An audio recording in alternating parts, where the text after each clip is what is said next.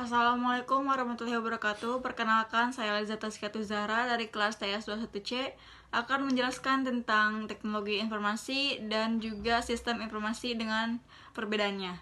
Teknologi informasi sama-sama mengembangkan sebuah data menjadi sebuah knowledge atau informasi, akan tetapi keduanya merupakan bidang ilmu yang berbeda.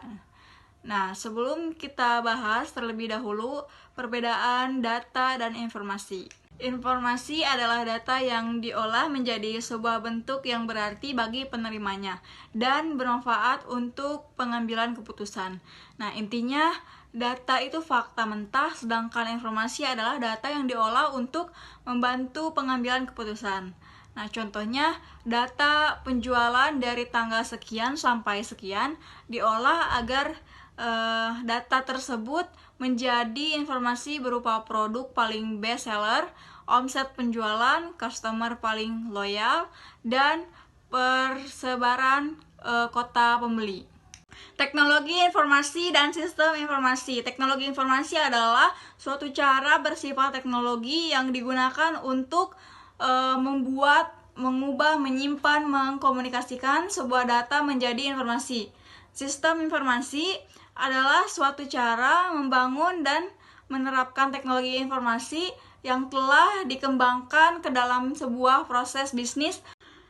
Perbedaan teknologi informasi dan sistem informasi. Teknologi informasi yang pertama meliputi kegiatan perancangan dan implementasi teknologi ke dalam sistem informasi.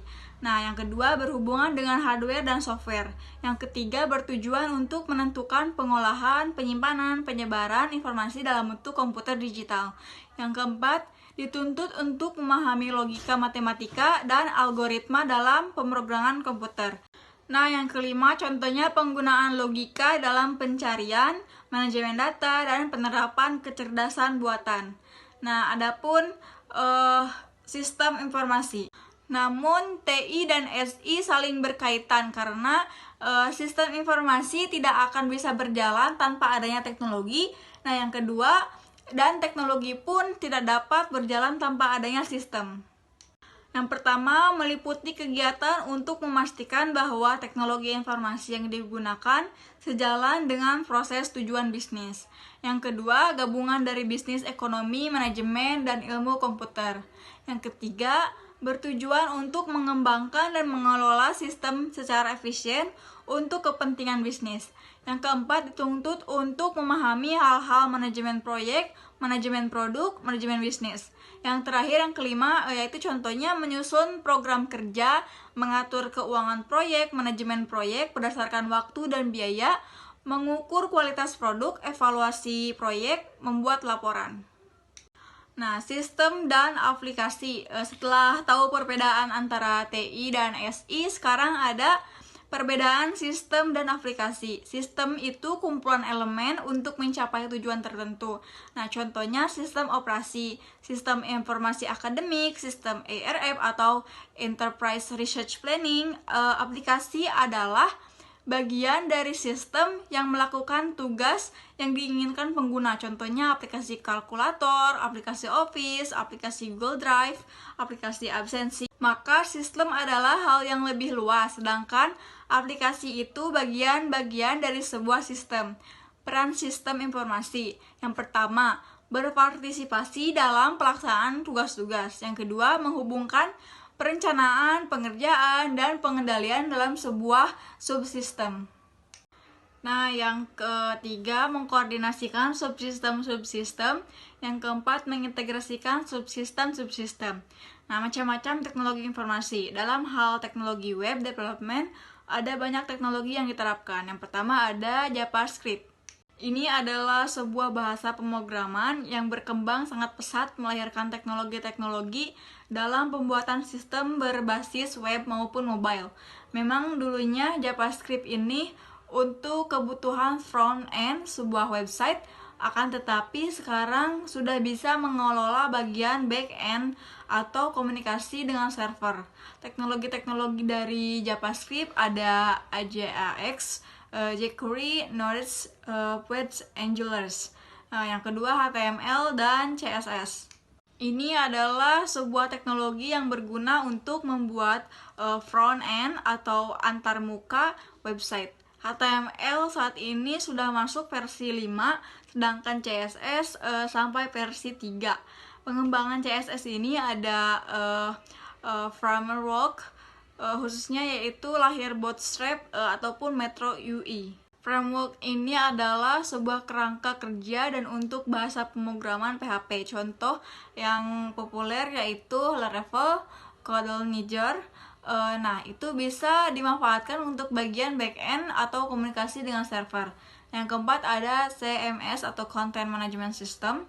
Jadi dia adalah sebuah sistem yang sudah jadi. Jadi CMS itu tidak perlu memahami bahasa pemrograman karena CMS ini sistem yang sudah jadi.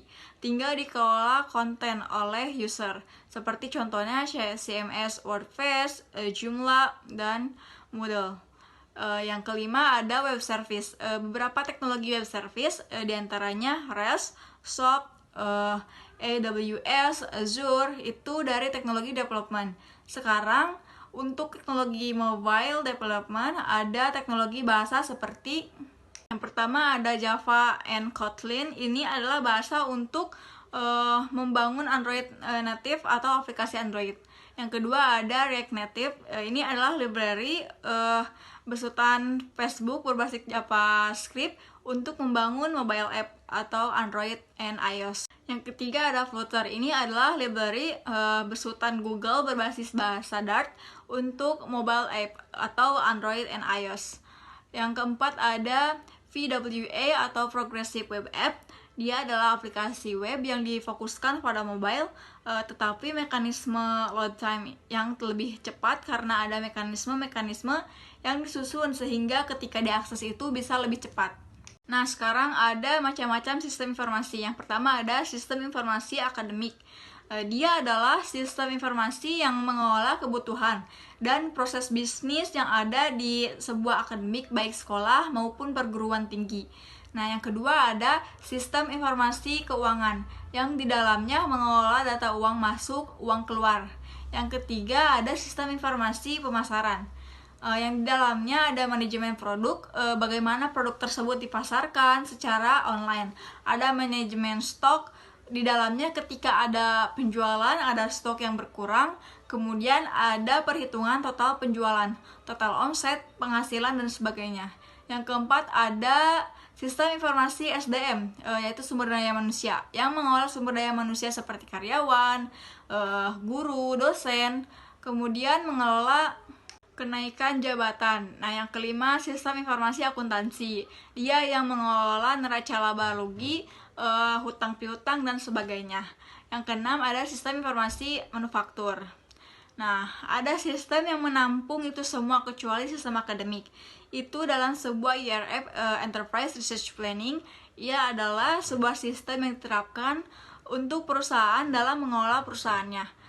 Nah, kalau kita bisa simpulkan dari pembahasan-pembahasan tadi, teknologi informasi adalah tentang bagaimana teknik agar sistem informasi dapat bekerja, sedangkan sistem informasi adalah tentang bagaimana manajemen dalam pembuatan sistem dan dapat berguna untuk tujuan organisasi.